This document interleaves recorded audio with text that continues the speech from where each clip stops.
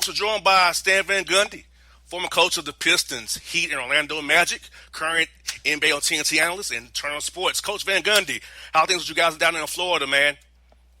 Well, other than the fact that we have a surging number of cases of COVID-19, everything's going well. We're keeping ourselves fairly isolated, so all is good here, but it's a little scary in the state.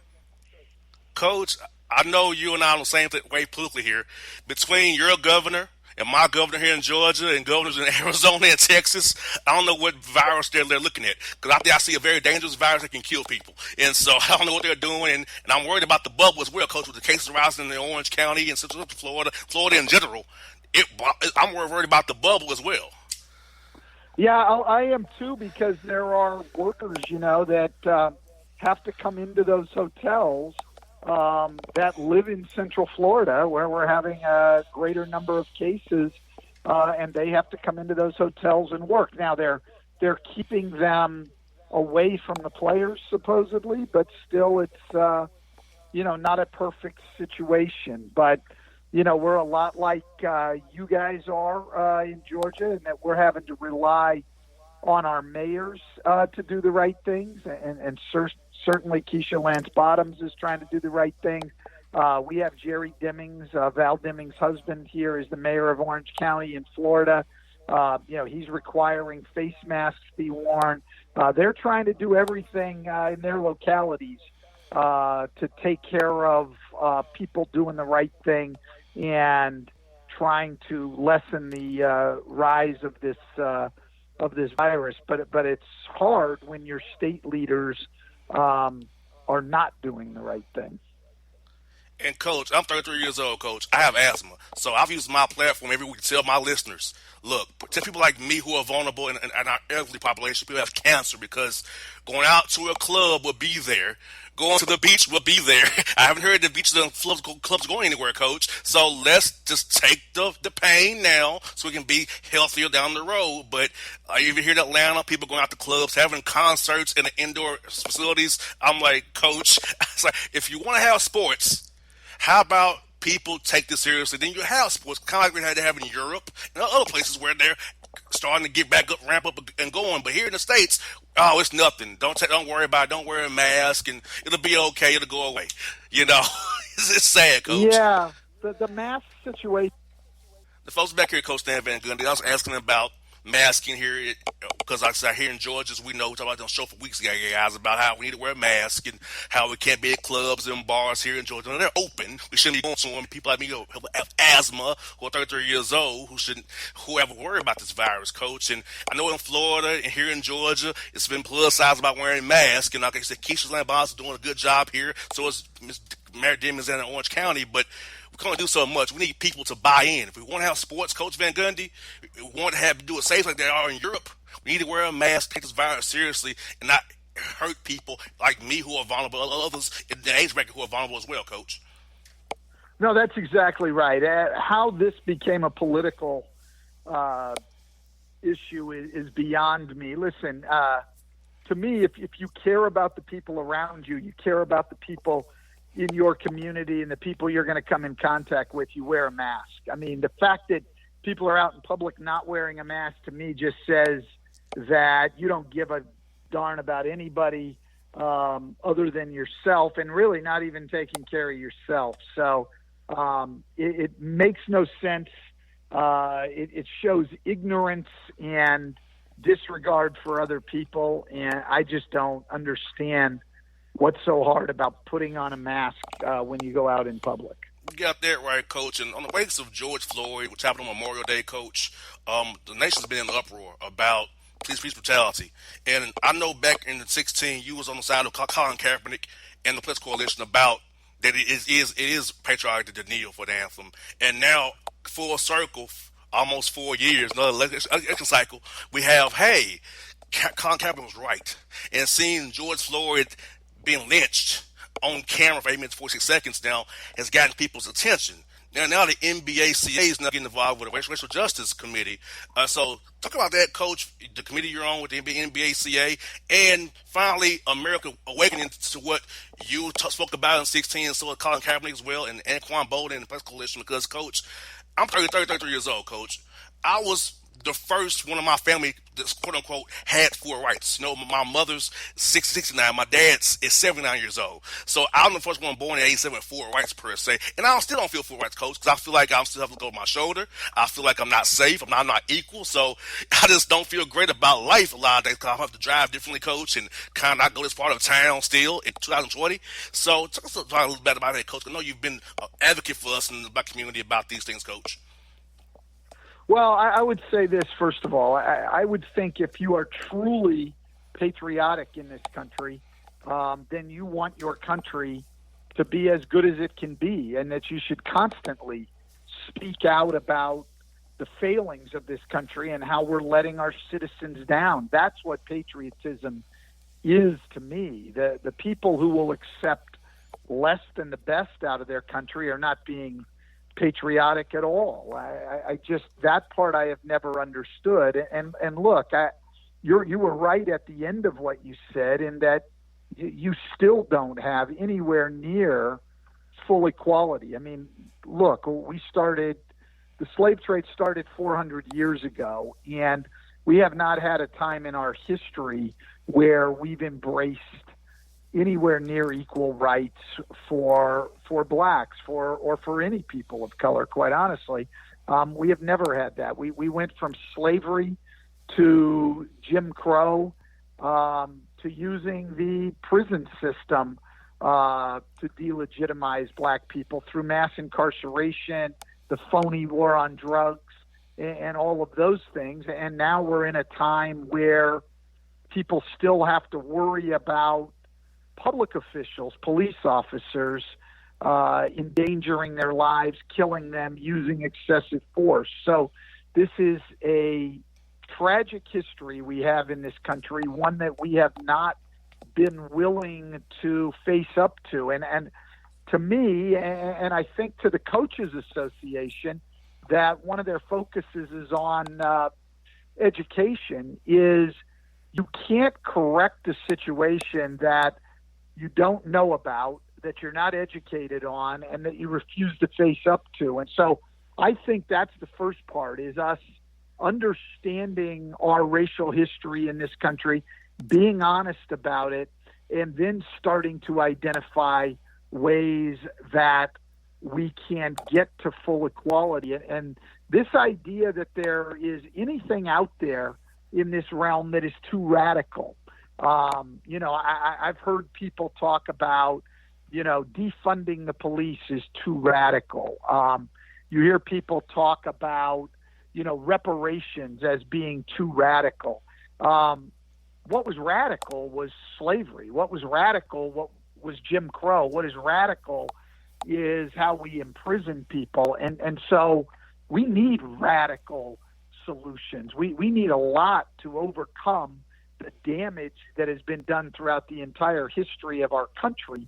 And I'm proud of the NBA Coaches Association. I'm proud of the players who are speaking out. I'm proud of anyone who is speaking out on these things and who is willing to put in their time, put their reputation on the line to make things better. And, Coach, what was sad for me, Coach, is that I got an email from a listener, and they're an outlier. They told me that I was wrong and I'm a supremacist because I'm talking about these issues, and said I've made it. I said I have not made anything. The Lord blessed me with a job to work for Atlanta Hawks, have a radio show, but I'm still black once I got the radio show or leave the Phillips Arena. I'm still a black man. Has to worry about, it could be me. It could be me being Ahmaud Arbery or Breonna Taylor or George Floyd or anybody one can name. And I'm like, Coach, I feel like with the platform I have, 1 million listeners here in Atlanta and around the surrounding area, we have to talk about these issues now, because now we can't run from it anymore. We have to discuss these issues, get people aware of this, because you have to teach them just by the facts and realness and not conjecture or conflation. And you're straight, so am I. And I feel like that's how we reach people who had their ears closed for all these years.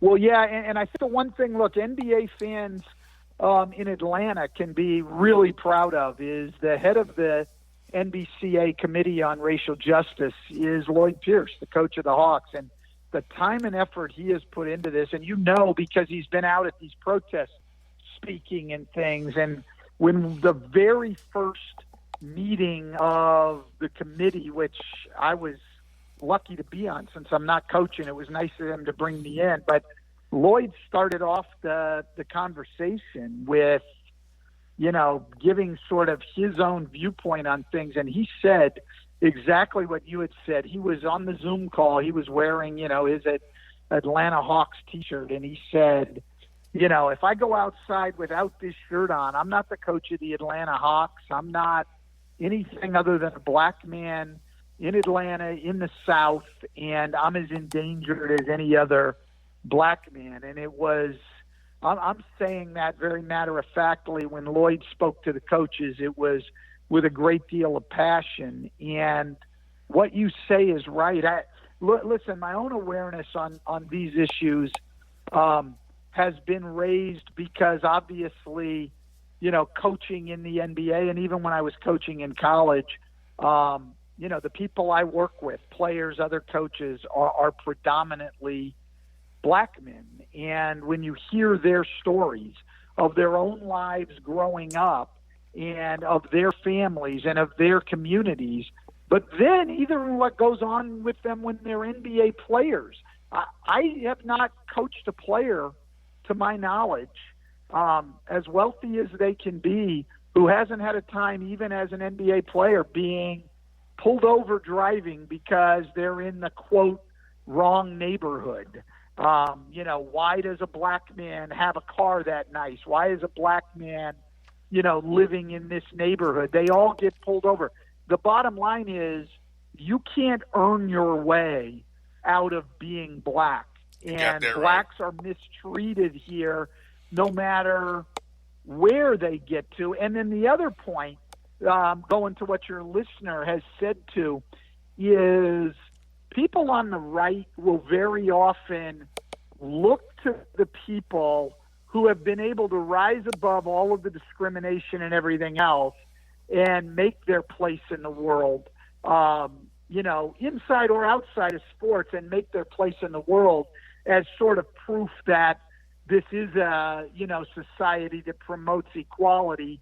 And that's obviously a lot of BS. I mean, you shouldn't have to be exceptional to be able to earn a living and to live a decent life in our society. And that's where we have, put black people, Hispanic people, poor people, is that you're somehow going to have to be that one in a million who can rise above it all. That's not the situation that our country should be creating for people. If there is such a thing as an American dream, then it should extend to everyone in this country.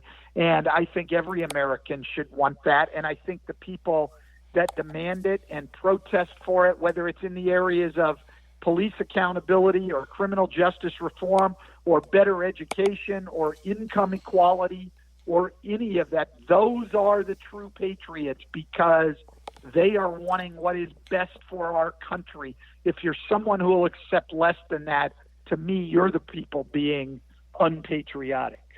We had Lloyd Pierce on 2 weeks ago, Coach, and he was very powerful on the show. Got a lot of great feedback from Lloyd, talking about what you talked about with the Coaches Association and his experience as well. And he and I are real close based on me covering the team daily. So he was great. It's kind of what you said there, Coach Van Gundy. It's about Lloyd as a coach for the Hawks. First 2 years of full rebuild here in Atlanta, of course, as you know.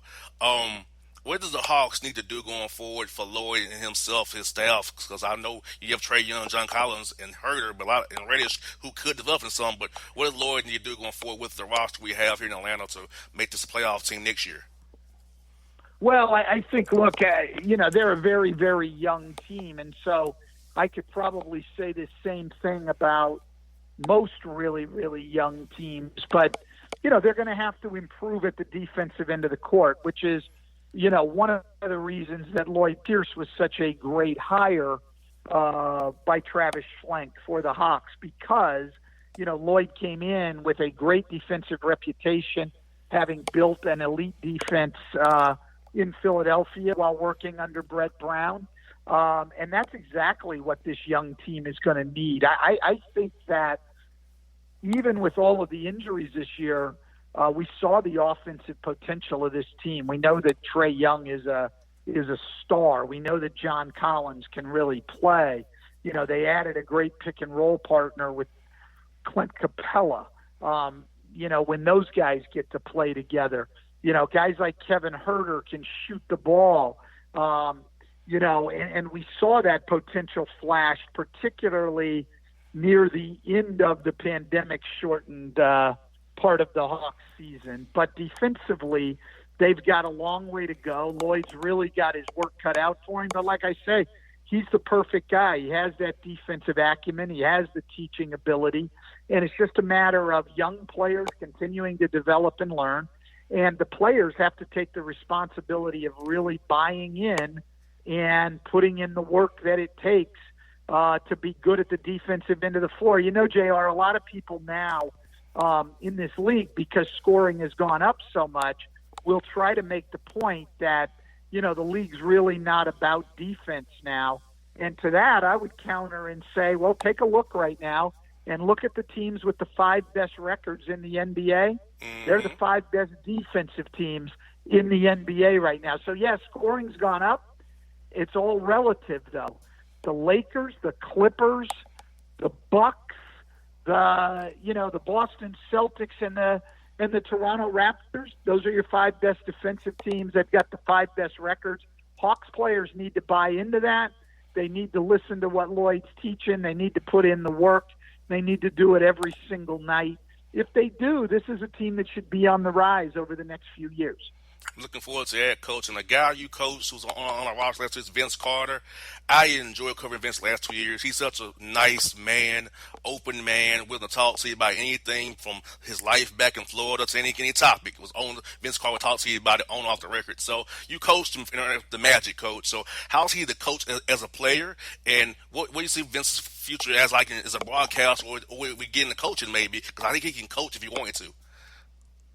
Vince can do anything he wants to do. It was absolutely an honor to coach him. I'm appreciative of the short time I had with him. Vince is a total team guy, which I think he's shown throughout his career. You look at the way that he has gone from being one of the brightest stars in the league to accepting a role of coming off the bench to then even accepting a lesser role like this year in Atlanta, where his minutes were really limited. Vince has always been about the team, number one, and then he's a really, really intelligent guy, both in terms of basketball and things off the court. But on the court, a very intelligent guy, and very, very coachable, a guy who always wanted to get better, was always interested in getting feedback. There's no better person in this league to coach than Vince Carter. And I'm interested, like everybody else, to see what he ends up doing after his playing career here, because he's capable of doing anything, both in the community and basketball, anything he wants. But Vince and his mom down here in Florida have done a lot for the community.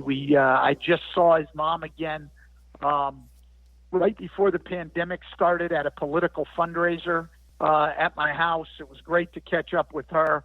They've done an immense amount of good work here in the community. So I'll be following Vince as he heads into his post-playing career life, and I know he will have an impact one way or another, inside or outside of basketball. I would never miss him, Coach. He's a great guy to talk to. And, Coach, a little bit about you, Coach. What is your fondest memory, Coach Van Gundy, coaching in Atlanta, whether it be at the Omni or Phillips Arena or now State Farm Arena? What is your fondest memory coaching here in Atlanta against the Atlanta Hawks? Well, I'm gonna tell you first, before I get to my greatest memory in Atlanta, I'm gonna tell you the most scared I've ever been in my NBA career was in Atlanta. The first time I remember sitting on the bench before the game, and they let that hawk fly down. Oh And yes. I had no idea it was coming. I was sitting there. I was on the bench there, like, what the hell is that? And I was scared every other time after that. Also, but that first time when I didn't know what was coming, I was scared out of my mind. I'm not afraid to admit that. So that is, if you ask me the one main memory of my time in coaching in Atlanta, it was that damn hawk Yes, flying it down scares me too, there. Coach. And It scares me too, Coach. oh We're my together. We both scared, God. Coach. I'm scared with you, man. Yeah. So that's my main memory. I mean, and then, there were both good and bad memories, both as my time as an assistant in Miami and then also when I was coaching in Orlando, we had we had the sweep of Atlanta, the 1 year, which is, I still think, the biggest sweep in NBA history. We won by, I think, 26 points a game, and played really well, but then came right back, and had a tough 6-game loss to Atlanta in 2011, I guess. And so a very difficult time where Larry Drew's strategy of, going to a big lineup with Jason Collins against Dwight paid off for them. So, it's like every other arena probably in the league. You have memories of good things happening, and then you've also got memories of very difficult losses. Atlanta is no different than me, but at least the other 29 places don't have that hawk flying You down. got that right. And, Coach, I was there for that series in my Magic gear. Told off there, I'm a Magic fan at heart. I had on my Magic gear in the arena during that series, Coach, and it made me sick to see Collins on Dwight. How, oh no, Larry's going back to Jason Collins. Oh my God. So yes, Coach, I had the same feeling you did probably during that series in 2011. Yeah, no, it was a tough one for us, because Jason Collins was a very good defender and one of the very few guys in the league who could match Dwight's strength and stand up to him a little bit, and it helped him keep Al Horford out of foul trouble. And they got us at home in game 1, and then home court advantage stood up after that, and we just weren't able to make any inroads. We had a shot at the end of game 6 to prolong the series and couldn't get it to go down. But, I give Larry a lot of credit for what he did in that series and their players for buying into that. All year, Larry did the same thing against us. Every other game, Al Horford started at center, except when they played the Magic. He moved him to power forward and started Jason Collins. And you won't usually see coaches do that. They might bring a guy like Jason Collins off the bench a little earlier and play him a few more minutes, but they generally won't change their starting lineup. I think Larry realized how dominant we had been against the Hawks up until that point. And so he made a drastic move, and it paid off for them. I think it gave their team a lot of confidence, and it worked very, very well for them. And I to this day applaud Larry's coaching move on that. Coach, that was my last series as a real fan because I got my master's degree at August of 2011. Then I went to come work for the Grizzlies for 1 year. And then I came back to Atlanta and worked for the Hawks from 2012 on. So it was my last series, Coach. I was 24 years old as a fan before I got into the business for real. That series. Yeah, that was a tough one for me. It was just, I thought that we had a really good team. And we had home court advantage, and when you have that and you're not able to get through the first round, it's difficult. But that was a good Hawks team, and from their side of the equation, that was redemption on their part, and so I give them all the credit in the world. I got two more for you, Coach. One of them is about my man, Coach Freddie Gonzalez, the former manager of the Braves and the Marlins. I know you and him are real close, and you love baseball, Coach. Let's talk about how you and Freddie formed a friendship, and you love a baseball. I know you love the game of baseball, Coach. I know you love it so much, man. So talk about Coach Freddie Gonzalez and baseball, man, and your love of it, Coach. Look, I've met great people throughout my time in sports. I've been very, very privileged to have gotten to know a lot of great people inside and outside of coaching. But you cannot meet a better person than Freddie Gonzalez. And as a manager in baseball, the thing I always admired about Freddie is he's the most even keel person that I had ever met.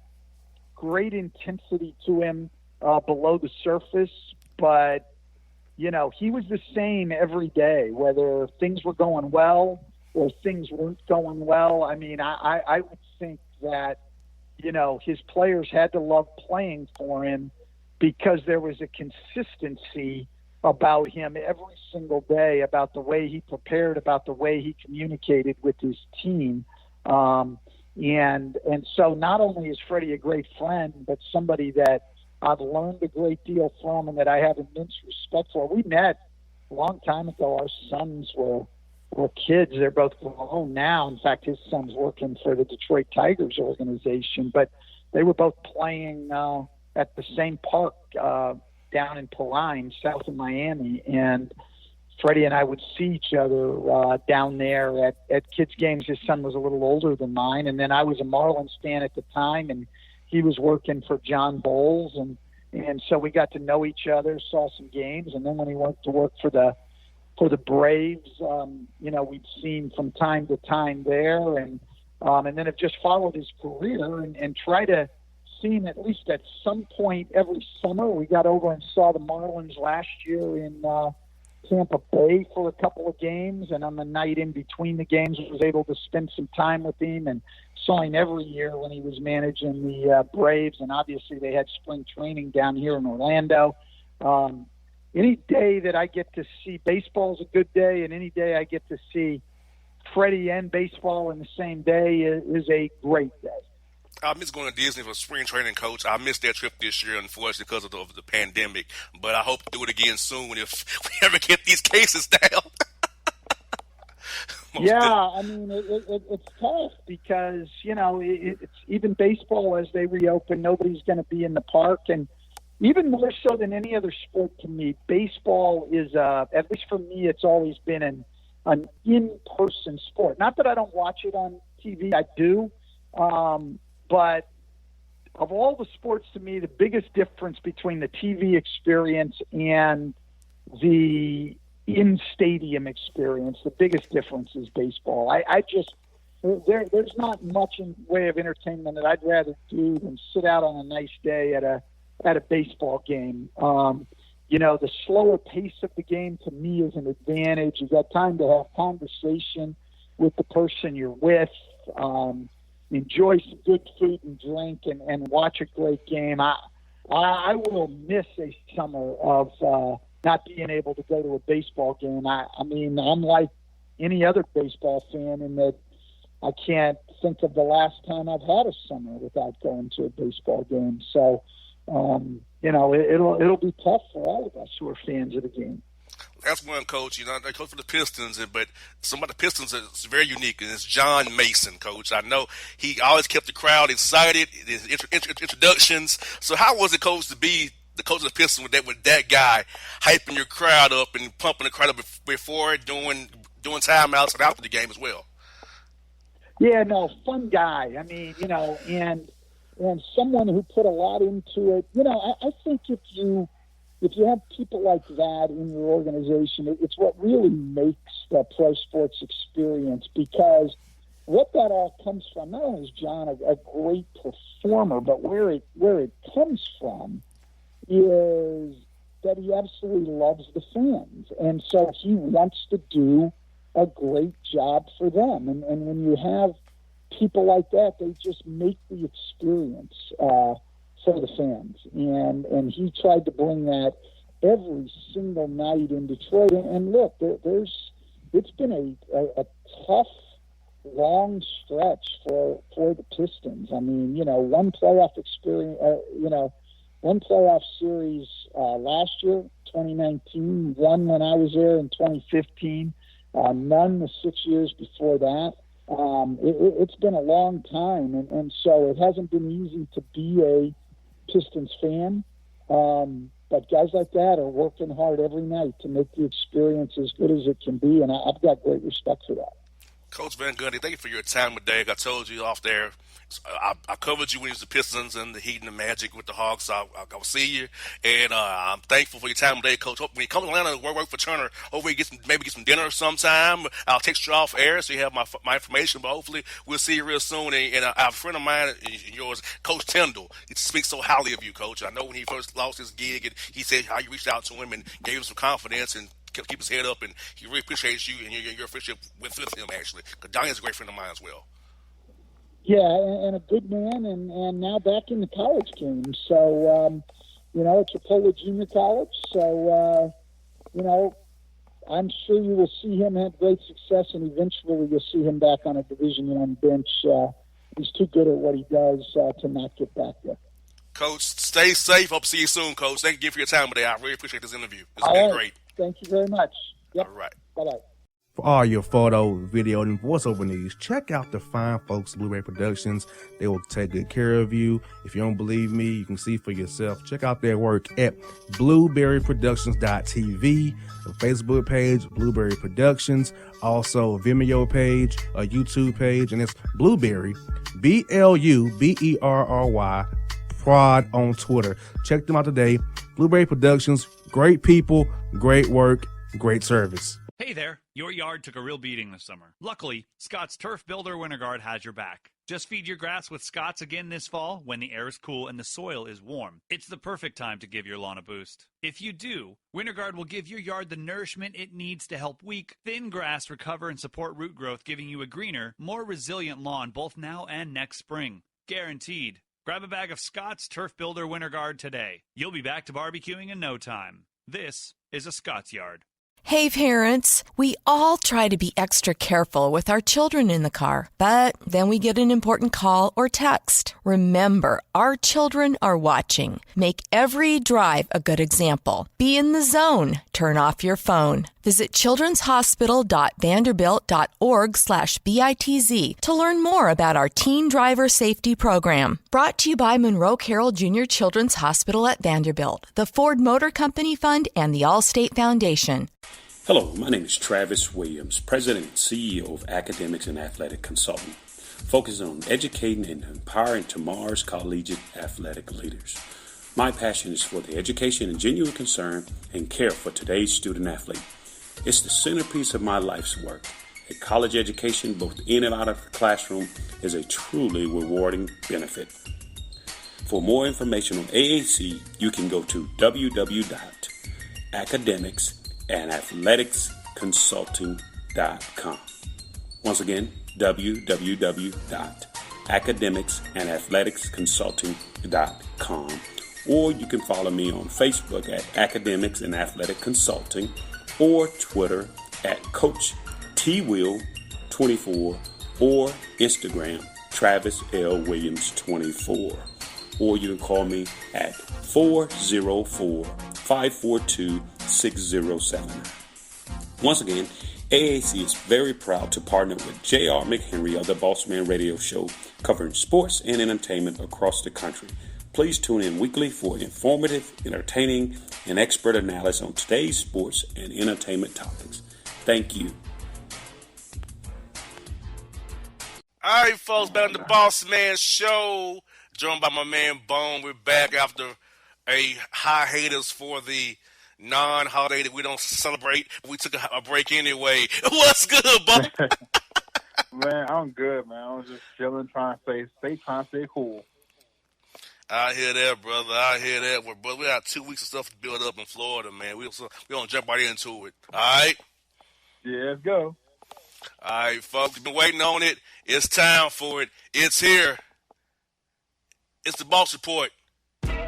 First story, Bone, is this. Florida man arrested for going inside a church with a steel chair and taking out 12 patrons having church during a pandemic. Off the bat, legal off that was a steel chair. So you know it's going to be good week.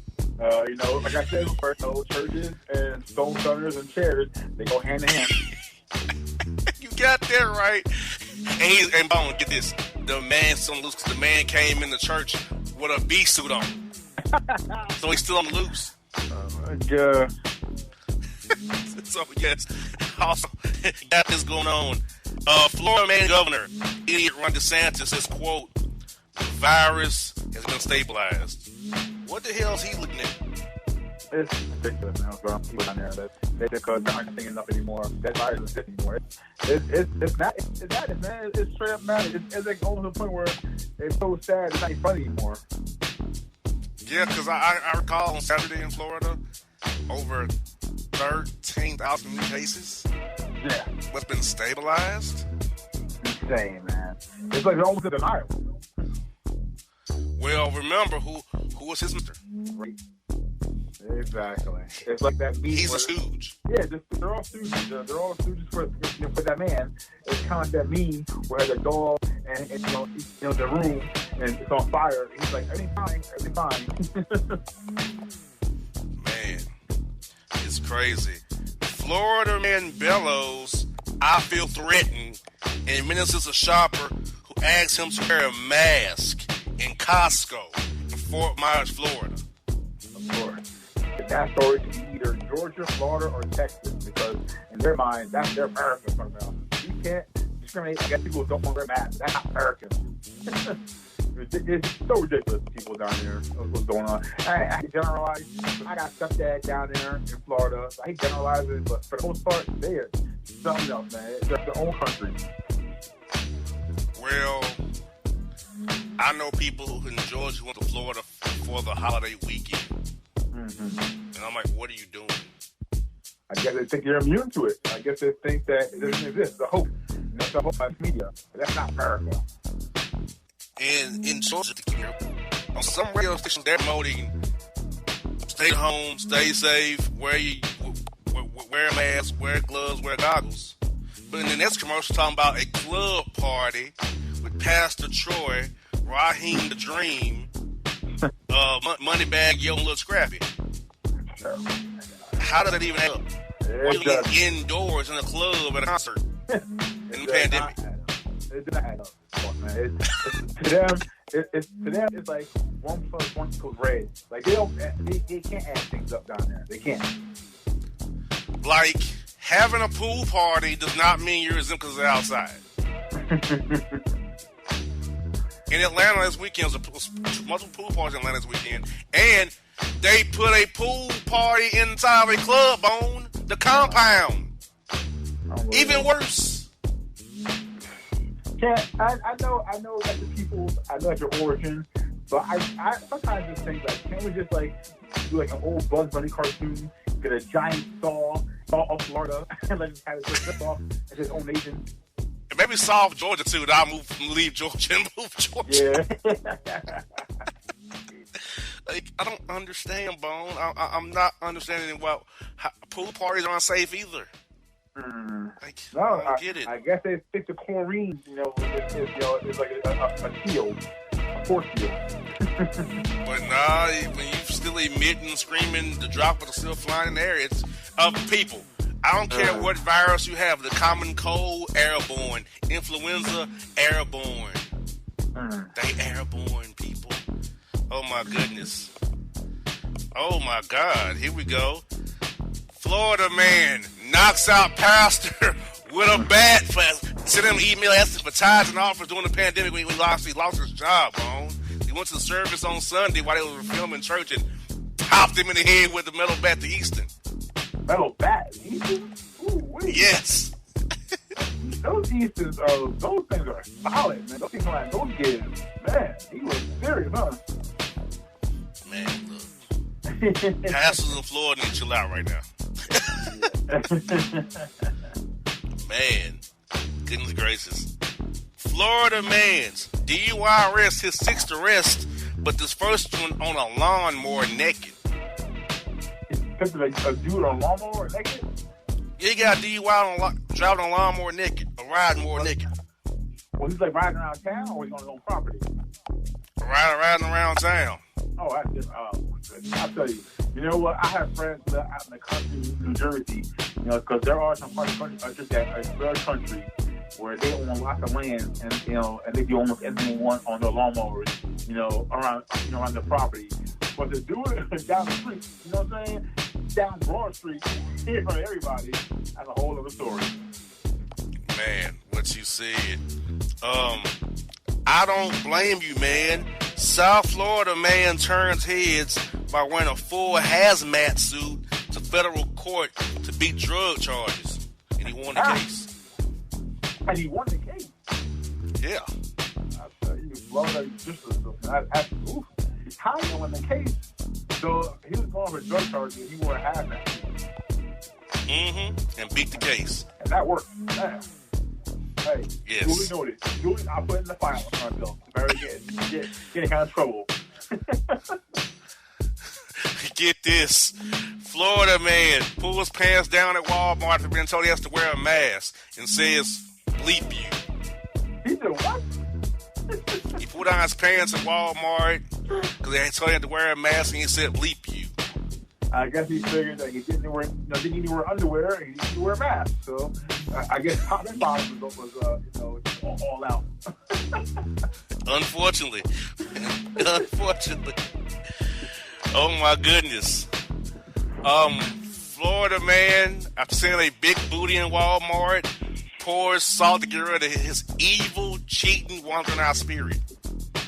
He tore what? He saw a big booty, and he poured salt in the aisle to get rid of his wandering, cheating, evil spirit. Listen, it's okay to repent, but that's going a little too far, man. I mean, you're only human. If you're seeing a nice round one walk past you, it's only human to take a peek, man. I don't know about that. Man, 450-pound Florida man hides marijuana and stomach fat to evade deputies. That's pretty ingenious. I mean, usually, they hide it, other crevices. So to hide it in your rolls of your belly, that's pretty ingenious. And I'm surprised he got caught. I am too. No, man, state of Florida doing what they do best. Barefoot Florida man arrested after attempting to flee Walmart in stolen shoes. So he walked in barefoot, right? And then, yes. And then he walked out with shoes on. Yes. He probably thought that no one noticed, right? He does what he thought, Bone. Because people are going to notice that barefoot dude walking down the aisle, and all of a sudden that same fool trying to has shoes on. I think people already noticed that a little bit. Man, what you said. Man, Florida woman in viral video charged with battery after reportedly coughing on a cancer patient saying, quote, now you're going to die of COVID. Like not COVID. Yeah. Over what? She coughed on a cancer patient and said, they ain't gonna die of COVID for no reason. I'm not laughing because it's funny. I'm laughing because the stupidity and the callousness of our people. Like, people, human beings. What is wrong with people, man? Like I said, it's almost so sad that it's funny now. But people are just crazy, man. And she had to be one of those stooges for that guy. Yes, exactly. Because down there, it doesn't exist. It's all myth. So I got to check the theory out. Try it out. Florida man arrested for shooting pellet guns and mooning drivers on I-75 near Tampa. That sounds like a normal little Tuesday down in Tampa. My stepdad lives in Tampa, so I know about little areas that it's a little funky down there in the Tampa area, certain parts. But he's out there just shooting pellets and moon jewel, huh? Mm-hmm. Oh my goodness. Just a normal neighbor Earl down there. Oh my goodness. Florida man booked for mooning dentist assistant, flashing genitals at her, and going to turn up equipment after she refused to top him off during the cleaning session. That sounds like something that my man Antonio Brown would do. He's also from Florida. So maybe that's just a Florida thing. And the funny way, say hello to one. Exactly. Here we go. Florida man arrested after hitting pastor with a Little Caesars pizza for not letting him hold $20 to pay his light bill doing service. Well, his light bill is only $20, man. Yeah. So wait, he can afford to buy a pizza, but he can't afford to put his lights on? Yeah, when he hit the light bill paid, he came to church out the pastor out with the house of pizza and penning for the 1, 2, 3 and left church. I would be offended by the pastor, first of all, so look at you, nasty. I'm not sure if they're a sponsor of yours. I hope they're not a sponsor of yours. If they are, I apologize. But to me, I'm not feeling that pizza, so I'd be offended by that alone. But how does a headshot with a pizza get you down for a 3 count? Because the pizza's that nasty, probably that crusty and hard. It probably would hurt him. But I'm telling you, man, I'm not saying that. I'm sorry. I'm sorry, either. I'll never probably ever get sponsored by you ever, so I'm sorry. But I'm like, this pizza's nasty. But anyway, if you have nasty. If you have money to buy a large pie at Little Caesars, you have money to put your lights on, bro. Yeah, if it's only $20, like, Jesus Christ. Man. Oh, my goodness. Here we go. Florida woman arrested. The beaten down neighbor for not letting her top off her husband. For not letting her top off her husband. So she really thought that just asking her neighbor to do so, you oblige and allow her to do this? Yes. And what a husband has to do all this. He's kind of in the middle of all this. So what's his reaction? He had no comment per the St. Petersburg Times. That's a smart man. Had no comment there because either way, you're damn, man. Yes. Woo-wee. Oh, my God. In Miami, Florida woman stripper arrested after brandishing rifle after dispute over tip money after her shift. And she's one of us. Yeah. In my former life, I partake in those establishments a lot. So, and some weren't in the best areas, some weren't in the best, best locales, and didn't have the best, let's say, talent. Some of them were just plumb dumb crazy. So I can see that popping off in the wrong way. Man, Florida man, fake doctor arrested after giving, quote, free breast exams outside Taco Bell. Breast exams? Yeah, he set up a mobile breast exam scam at Taco Bell. First of all, I know the clientele at Taco Bell after an hour. The clientele is pretty high. So they must have just thought, I'm going to Slupa and I'll sit for the exam. I don't know. Man, that is that's something right there. Uh-oh. Florida man charged with battery to push an elderly man off elevator to practice social distancing. Oh my goodness. He really stiff our old. Yes, push him off the elevator, yes. Oh man. Well, and what ilk is this guy that is older? Not us. Oh gosh, yeah, because in our culture we are conditioned from birth to respect our elders, man. That right there, that's something that I know that some people aren't going to do. So, but man, come on, we got more common sense than that. We have some compassion and common sense, for real. Man, Florida woman dancer arrested, called 911 multiple times for quote unquote unwanted touches. Ha! But she wants the money, not for touching, huh? you got patience, man. It's part of, what you're getting into, man.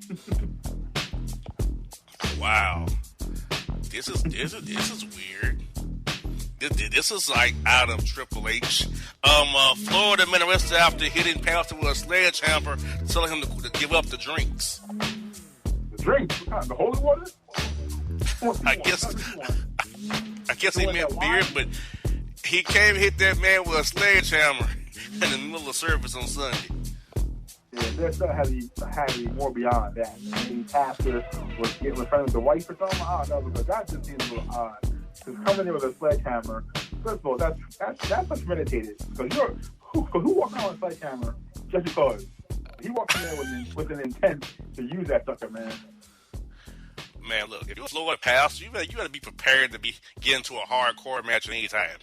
Yeah, for real. At the very least, you gotta have like a crowbar on you, or the crack can lid, or with a spiky bat or something there on you, at all times. Yeah, Florida pastors aren't very safe, Bone. They get attacked every week. It seems like it, yeah. It seems like it's a hit on pastors, man. Florida. Yeah, I would want to be a pastor in Florida right about now. That's a dangerous job, man. Because I think that right now, I think it's just ahead of police officers and firefighters, man. I think like you're now a target. If you're a Florida pastor, man, you better come to your sermon strapped something, man. Oh my God.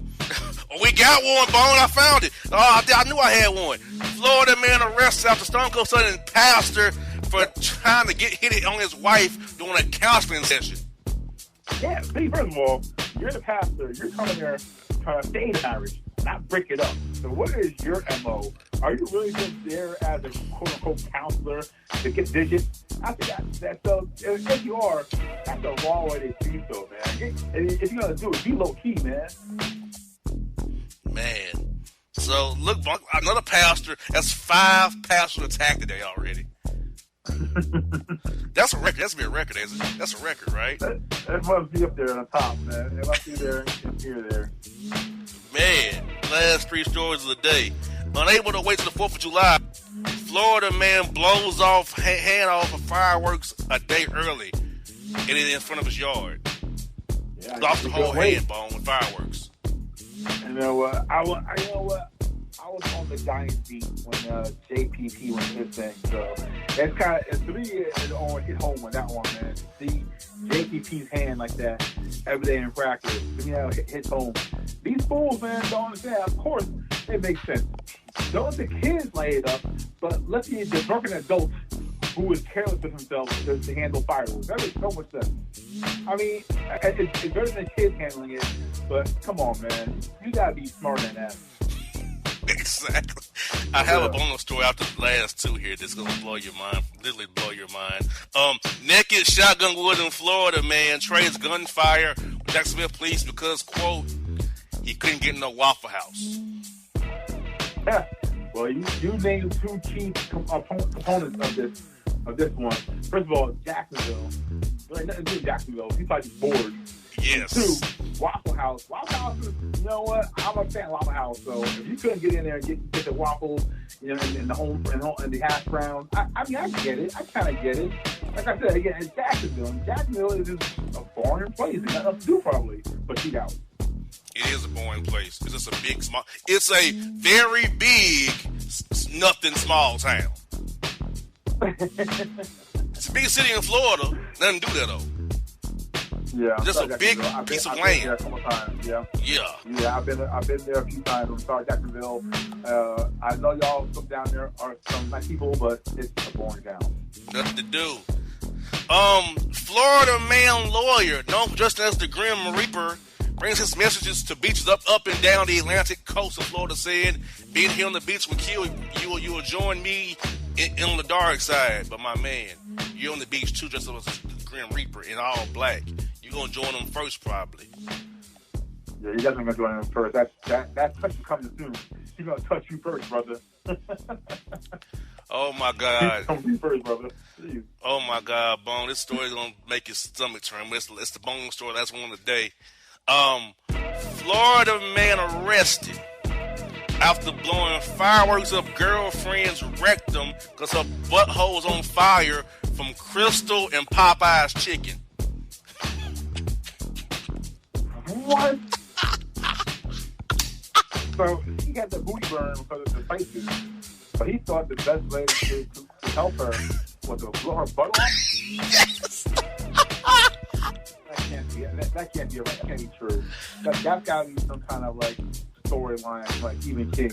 Well, story that it happened. Come on, man, that's not true. It happened in Palm Bay, Florida. And hour from Orlando, east of Orlando, on the coast. Come on, man. That is no sense. Like, fireworks are burning too, and they're hot too. So how you gonna put out a burning booty hole by adding more fire up there? Come on, man. And the fact that you let him, she's a freak, first of all. Second of all, she's a dumb. She's a dumb freak. She's a dumb freak. Oh my God! I'm glad I saw that story last minute in Brevard County, Palm Bay. She's firing off cannons due to crystal. First of all, you shouldn't be having that back-to-back either. Crystal is bad enough. You throw her pop on top of crystal, yes, she's gonna be exploding out the rear. But my man, firing a dynamite up her rectum, they gonna make it better. Yeah, that makes no sense. Man. And you think that he was high and she was a dumb freak. And that's the only way I can figure out why that happened in the first place. Yeah, like, I'm confused now about why they even went down. Yeah, like, and did he offer her this as a solution? And she's like, okay, try that. Like, how does that work? According to the report, he said he figured that was his last resort. He said, quote, her cannons were bringing me down. Her cannons? So, yeah, cannons. Oh, geez. I mean, but still, man, put it in the bathtub then. You know what I'm saying? Some cold water. That makes more sense than blowing off your booty hole, man. I don't know that He's been held without bail bone. Of course he is. They hold her too, man. Oh, God. This is a great bonus story. Oh, my God. Oh, Jesus Christ. Man. Whew. So, we've come to the end of this 2 weeks of Florida material. Bone, what is your take on the past 2 weeks in Florida? It was a great bookend. Started off with, with still cherry shopping for pastor, and ended up with some girls getting her booty exploded on like a Jackie Duck cartoon. I don't know. I guess that right there is a perfect bookend to Florida and News this week. That really is. Yeah. And you know what's crazy about Bone? Let's just put this in perspective. Florida is having so many COVID cases right now, and people are still pulling shenanigans off every day. Yeah. That said, get a giant saw with a cartoon and just saw off that shit and let it go off the street. Let it float into the ocean and do whatever it does. Yes. Just let it do what it do. Man, yeah, because it is the new home of somebody real soon for not in jail after their, after January 21st of next year, not indicted immediately. Just saying. Yeah. So, yeah. Well, Bone, great job as always. And I can't get this out of my head. But this has been the Florida Man Boss Report on the Bossman Show. We are out. And if you don't know, now you know.